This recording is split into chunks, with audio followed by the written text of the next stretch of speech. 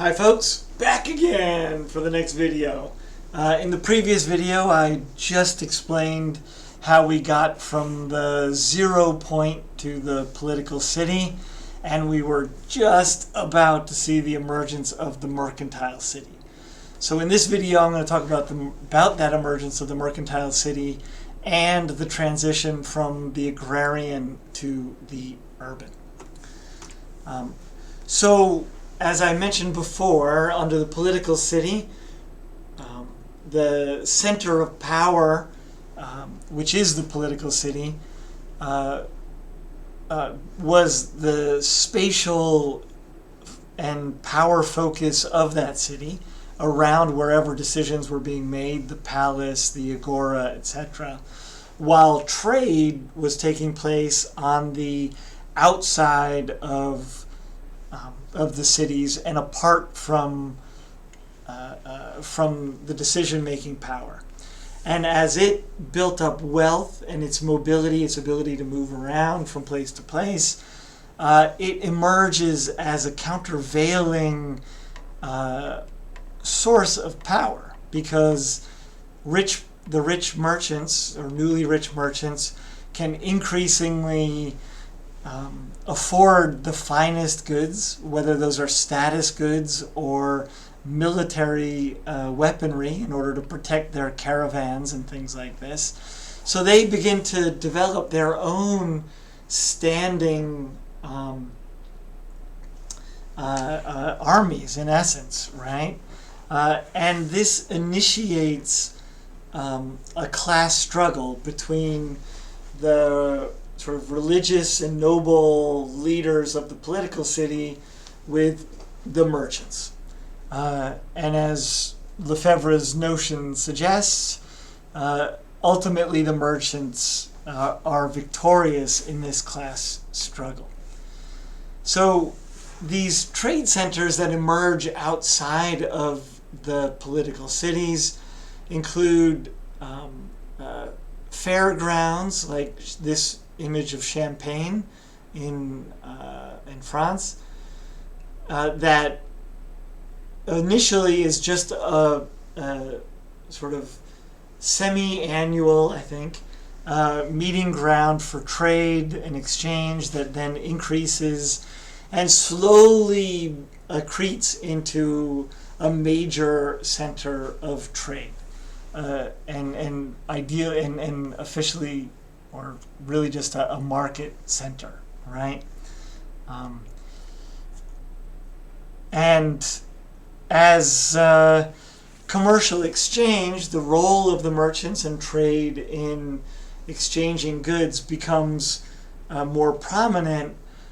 It becomes an urban function. It becomes something that happens inside the cities, and this emergence of the mercantile city and the merchants as and exchange as the source of power reshapes cities, bringing the markets into the center of the city and displacing the agora and the palaces and whatnot as the central organizing principle of cities, right? So the city instead comes to be organized and centered around these points of trade. One might think of Namdaemun Market in Seoul, one of the earliest and largest markets in the city, which becomes a center of activity precisely because it's just inside the city gates, and just outside too, I guess, right? And so that becomes a new sort of center for trade. And this new spatial structure is not only, right, it's not only that the center of the city shifts to the markets, but it's also that these, the market towns like Champagne and other little places and suburbs outside of the political center that are not deeply invested in the politics of that space, that grow in importance. and compete with the political cities for power. In fact, many of these merchant cities, at least in Europe, were built on the sort of fortified ruins of former Roman cities. So these former settlements that the Romans had created and abandoned under the emergence of feudalism are occupied by the merchant class, fortified to protect their wealth and grow up into urban centers. And so we get this emergence of the mercantile city, right? Oh yeah, here's more picture of Venice, which is perhaps the pinnacle of the mercantile city as a center of trade and a pivot point for trade between Asia and Europe.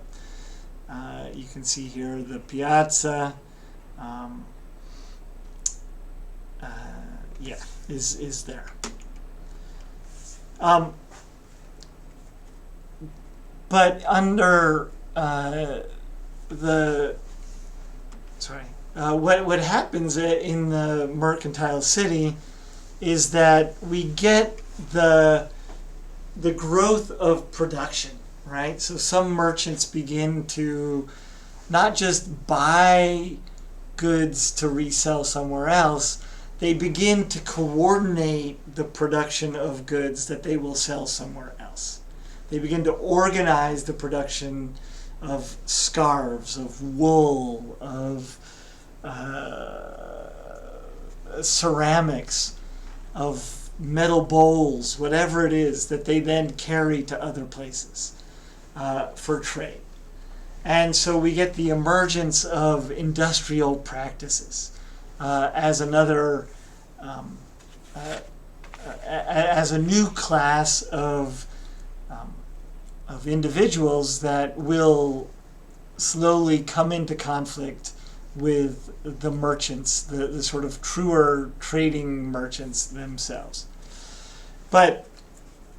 And that transition is one in which we move from the agrarian to the urban, right?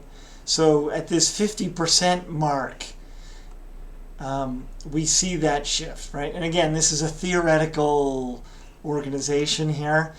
The idea is that prior to this 50% mark, the town relied on the country, and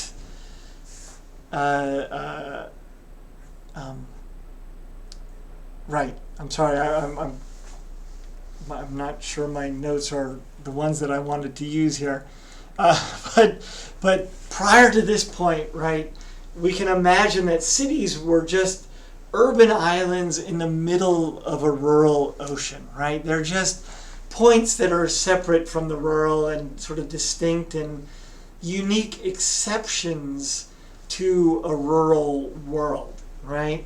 But at some point, the urban comes to dominate the organization of society and space.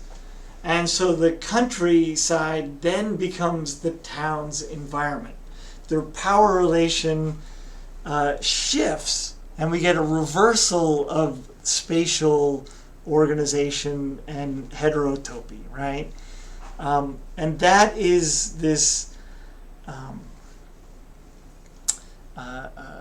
idea that, I'm really sorry here, that the city, that the urban reality becomes the lens through which people understand their relation to the world.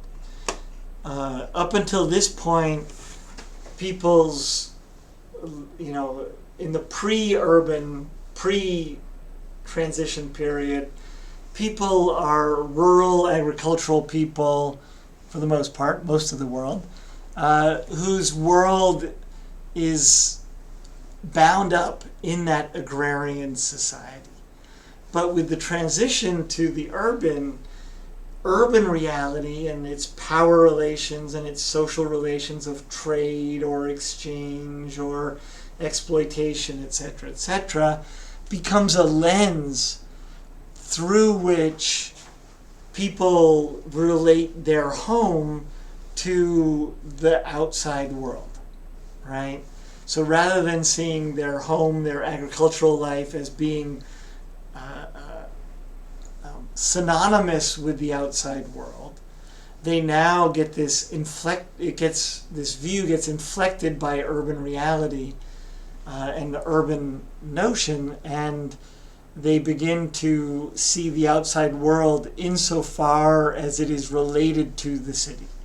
And to this extent, the city becomes the town's environment.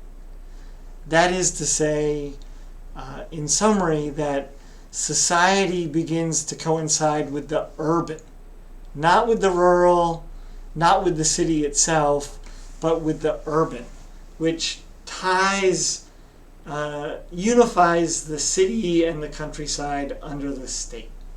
Right? It's a power relation in which the city is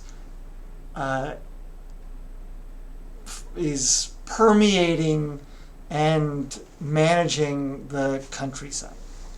And so from this point going forward, that role of the urban and those urban power relations become the center, become the dominant way of perceiving and organizing the world.